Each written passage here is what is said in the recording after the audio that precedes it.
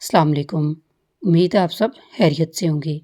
آج کے لیکچر میں ہم اصناف سخن کے بارے میں جانیں گے کہ اصناف سخن کیا ہے، اس کے معنی، تعریف اور اقسام کے بارے میں۔ چلو لیکچر کا باقاعدہ آغاز کرتے ہیں۔ اصناف سخن، اصناف صنف کی جمع ہے۔ صنف کے معنی ہیں قسم، درجہ، نوع۔ سخن کے معنی ہیں کلام، بات۔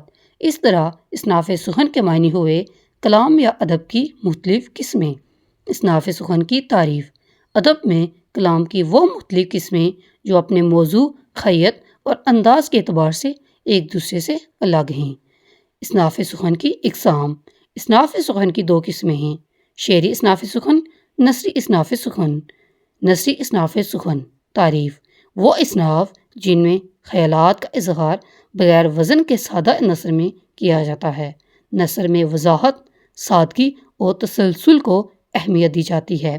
اہم نثری اصناف: ناول، داستان، ڈرامہ، افسانہ، کہانی، سفرنامہ، تنقید، سوانح عمری، رپورتاژ، آبیتی، انشائیہ وغیرہ۔ شعری اصناف سخن تعریف، وہ اصناف جن میں خیالات کا اظہار بحر اور قافیہ کے ساتھ کیا جاتا ہے۔ شاعری میں حسن بیان، تخیل اور جذبات کو خاص اہمیت حاصل ہوتی ہے۔